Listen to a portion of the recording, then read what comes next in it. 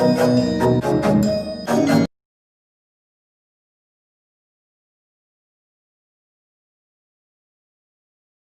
everyone. So today we'll continue our exercise 9.3. So let's come to question number 14. The sum of first three terms of a GP is 16 and the sum of the next three terms is given 128. Find the first term and the common ratio and the sum of n terms of a GP. Sum of first three terms, right? Let A be the first term and R be the common ratio of a GP. First three terms, it means A1 plus A2 plus A3. Or in GP, we can say that A plus AR. We know the standard form of the GP is A, AR, AR square, AR cube, right? So first term A, second term AR, third term AR square equals to 16, right? So taking A common, what we will have? 1 plus R square equals to 16. That is equation number 1. Also, the next three terms, A4 plus A5 plus A6, that is given 128. So what is next three terms? That is ARQ plus AR4 plus AR5 equals to, that is 128. So AR raised to the power 3, that is common outside, what will have? 1 plus R square, that is equals to 128. The question is find out the first term A, find out the common ratio R and find out the sum of n terms of a GP. So what we do, from these given condition, we have this equation number 1 and 2, right?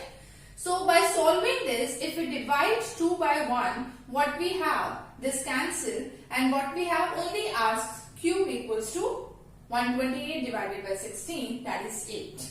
So R equals to 2. So the common ratio we have, that is 2.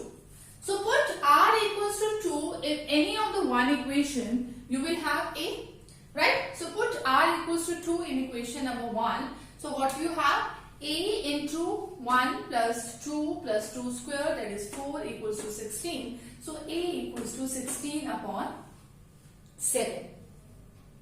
If we have A, if we have R, then we can easily find out sum of n terms by using the formula as R, the common ratio is greater than 1. So we'll use the formula A into Rn minus 1 upon R minus 1. What is A? 16 upon 7. What is R? 2. 2 raised to the power n minus 1 upon 2 minus 1. So that is 16 upon 7 into 2 raised to the power n minus 1. That is what? Sum of n terms of a GP. Right? So whatever the given condition, by using that we have two equations. By solving that, we will have the value of A and R. And if we have A and R, we can easily find out sum of n terms of a GP. I hope it's clear to everyone. Now, let's come to question number 16. Find the GP which the first two terms sum is given minus 4 and the fifth term is given 4 times the third term. Right? There the question is we have to find out the GP if the two conditions are given. The sum of first two terms, that is minus 4. The first two terms sum, it means A plus AR equals to minus 4. A common, 1 plus R equals to minus 4. That's it. Whatever the given condition, we'll use that only, nothing else. Now A5, the fifth term is 4 times the third term. So the fifth term is what? A into R raised to the power 4, that is 4 into A R raised to the power 2. I hope you know that the fifth term, third term, the standard form, that is A, AR, AR square, AR cube, AR4. So from here I am taking the terms, right? So fifth term is AR4 equals to 4 into AR square. By solving that, if you see that, right, R square equals to 4 and R equals to plus minus 2. Right? So if we put this value of R in equation number 1, we will have A. But we have two values of R. One is 2 and one is minus 2. So one by one we'll put the value. Case 1, if R equals to 2, then A equals to what? Minus 4 upon 3. Right? So if A is minus 4 by 3 and R is 2, then we can find out the GP. GP is what? A, AR, AR square. A is minus 4 by 3 and r we have taken 2 in this case. So multiply by 2 minus 8 by 3, and then again multiply by 2 minus 16 by 3, so on. But the second case is also there when r equals to minus 2.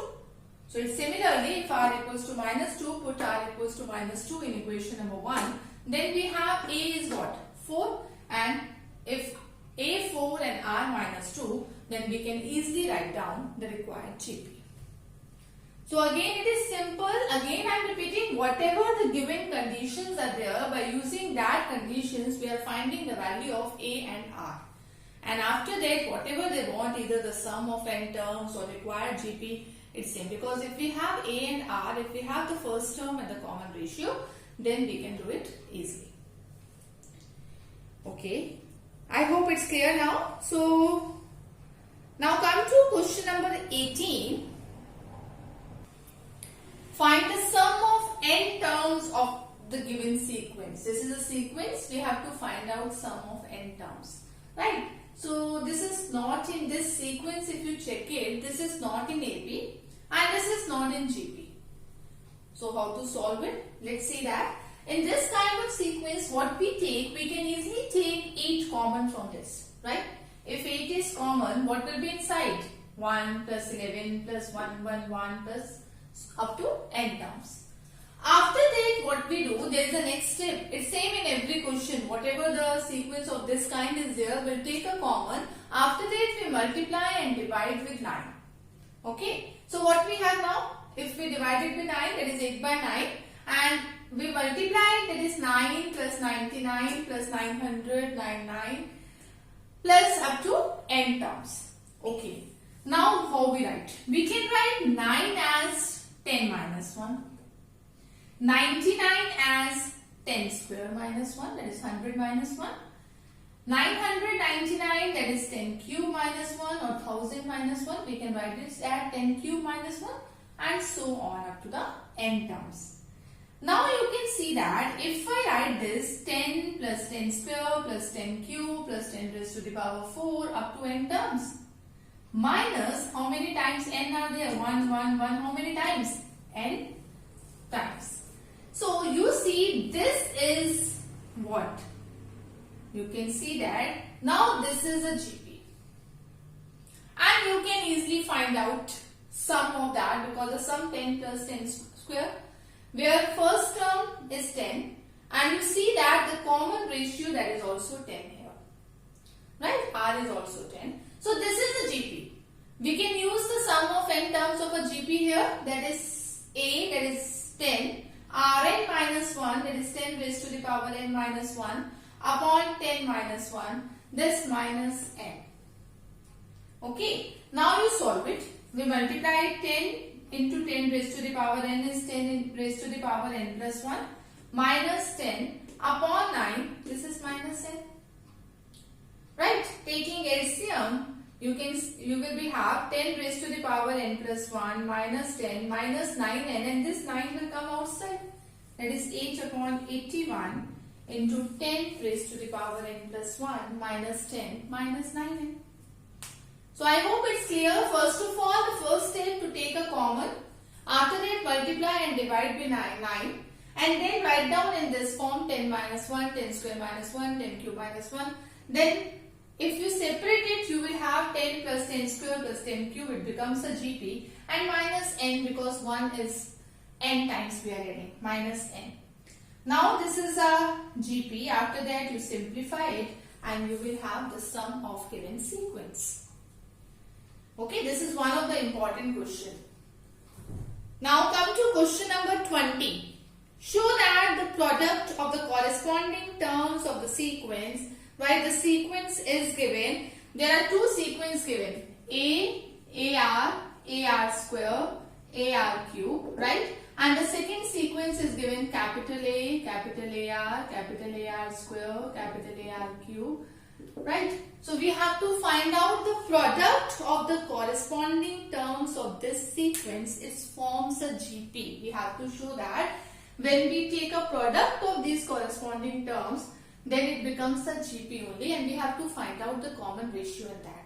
So let's start to take a product. A into A. The first term, corresponding term, we multiply the first term AA. Second term AR into capital AR. Multiply the third terms and then fourth term and so on. Okay. So you will see that this is AA, A into A and R into R. So we can rearrange the terms. Now the first term, that is A into A. What is R square? So you see that this is a GP only. Right? This is a GP only where the first term, if you see that is AA, small a, capital A. And if you see that, what is the common ratio here? That is R, small r, capital R. So this is simple one, just the two sequences given. We have to take a product of the corresponding terms and we have to show that the resulting sequence is also in a GP. And what is the common ratio in that? So you can easily check that the resulting sequence is a GP only. Right?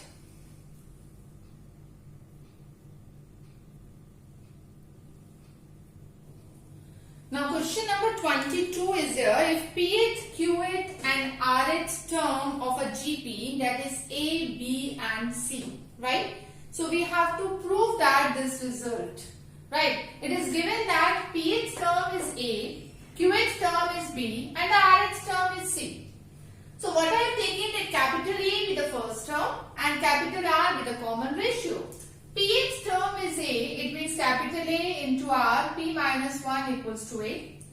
Qth term, it means capital A, capital R into Q raised to the power Q minus 1 equals to P. I have taken capital A and R because already small a or small r is made, already they have used in this. Fine. So we have this result. We have value of A, B and C. We have to prove that this equals to 1. So put A, B and C in this given condition left hand side of this. What is A? That is A R raised to the power P minus 1 into Q minus R.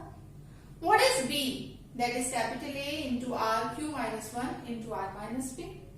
What is C? That is A R minus 1. Now we have to simplify it. What we do? We'll do it A raised to the power Q minus R into A raised to the power R minus P into A raised to the power P minus Q. So it means we'll add the powers. A, this, base is same. So we'll add the powers. Similarly with R, we simplify this. Right? And you check all the terms will be cancelled. We'll have A raised to the power 0, R raised to the power 0, that is equals to 1. So again it is simple only, just because the Pth, Qth and Rth term of the GP is given. So by using these terms, we'll put the values of A, B and C in the given condition. Then we will have our result, the right hand side equals to 1 only. This type of question we have done in AP also. So similarly here also, just we are simplify this, we'll open this bracket, all the terms will be cancelled. Now come to question number 27. In between some of the question I have skipped, right? So you try it yourself, you can easily do that. That's why I have skipped that. If any query you can take. So now come to question number 27. Find the value of n so that this is the geometric mean of A and B. We have done this question in AP also. It is given that the arithmetic mean of A and B. Now here it is given that the geometric mean. So we know that the geometric mean is what? It is the square root of AB. So square root of AB, it means A raised to the power 1 by 2 into B raised to the power 1 by 2. So just we have to simplify it as we have done in AP. We have to simplify it and we'll find the value of n. So first of all, what we do, we'll cross multiply it. So this is upon 1 it means. So A raised to the power n plus 1 plus B raised to the power n plus 1 equals to this cross multiply it. Now A raised to the power n plus 1 plus B raised to the power n plus 1, we'll open it this bracket. It is A n plus 1 by 2 into B 1 by 2 plus A raised to the power 1 by 2 plus into B raised to the power n plus 1 by 2. Right? So what we do? Now we'll solve it. A raised to the power n plus 1 minus this term will take one side, and a 1 by 2 b raised to the power n plus 1 by 2 minus bn plus 1. So we'll take common a raised to the power n plus 1 by 2. We can take common from it. So we will have this a raised to the power 1 by 2. From this term, this is already out. So b raised to the power 1 by 2. So how to take common, that you have to see. So b raised to the power n plus 1 by 2 is common. So what is left inside? A raised to the power 1 by 2 minus b raised to the power, because b raised to the power n plus 1, we have taken b raised to the power n plus 1 by 2. So what is left? B raised to the power 1 by 2 if you write it. So this will be cancelled. So what is left? A raised to the power n plus 1 upon 2 equals to b raised to the power n plus 1 upon 2. So that is upon, we'll take this in the left hand side, we'll have this equals to 1.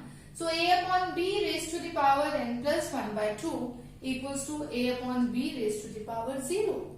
So bases are same, so we can compare the powers. So what we have, n equals to minus 1 upon 2. So this is simple only, just how to cross multiply it and how to take common in this with powers, that you have to see.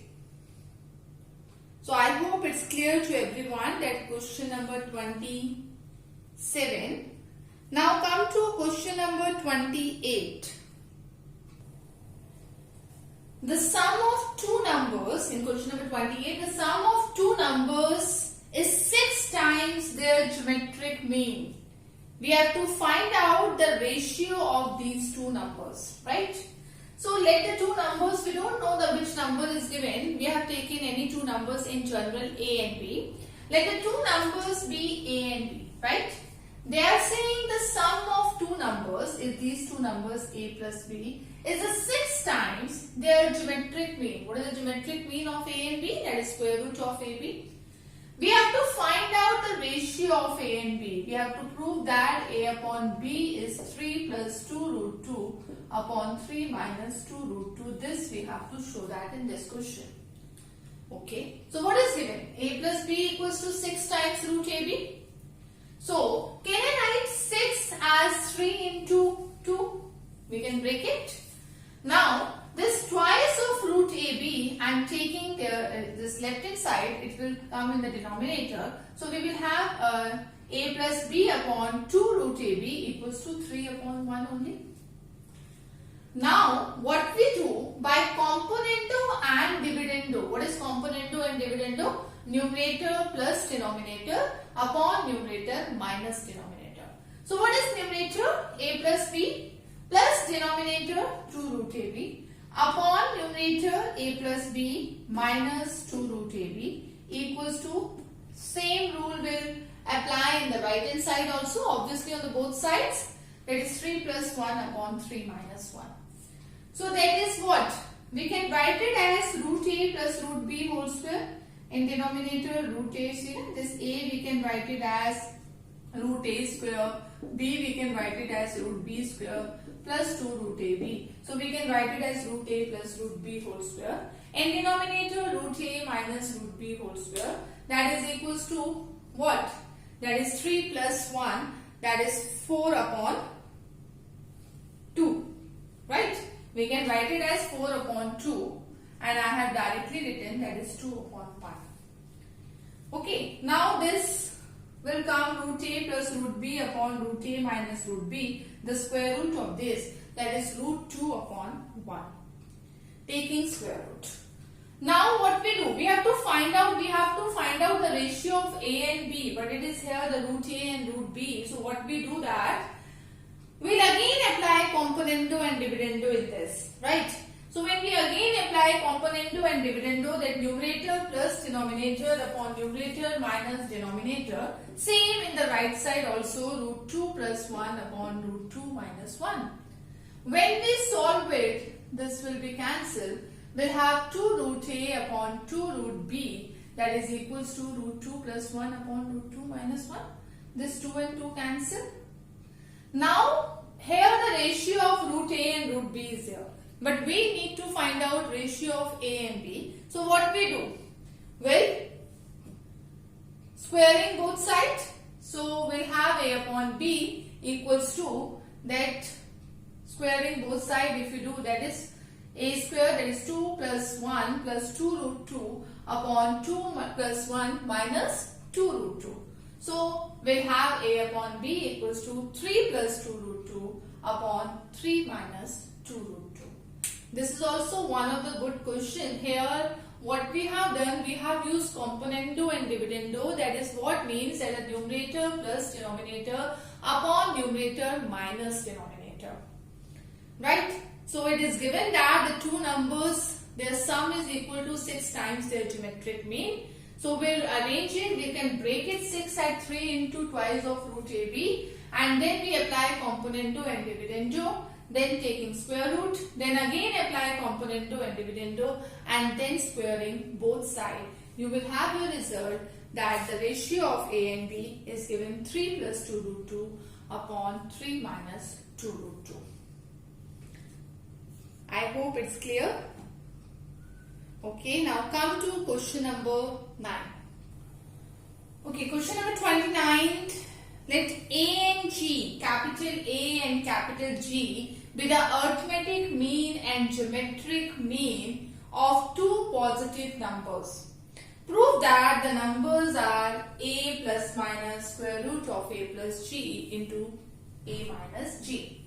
So there it is given that A and G be the arithmetic mean and the geometric mean. So we are taking, first of all, let the two numbers be A and B, small a and small b are taken. So what is the arithmetic mean? That is average of these two numbers. That is A plus B upon 2. So it means A plus B equals to 2A. What is the geometric mean? That is the square root of AB, right? So AB equals to G square. The equation whose roots are A and B is what? X square minus sum of the roots into X plus product of the roots equals to 0. So sum of the roots, that is what? A plus B into X into AB. What is A plus B? That is 2A. What is A into B? That is G square. Just put it.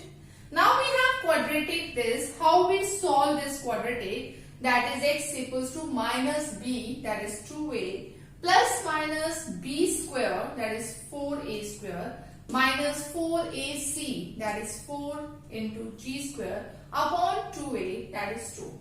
So to take common, we'll have A plus minus square root of A square minus G square, or you can write it as A plus minus square root of A plus G into A minus G. So hence the numbers given by this only. The one number is A plus square root of A plus G into A minus G, and the second number is A minus square root of A plus G into A minus G.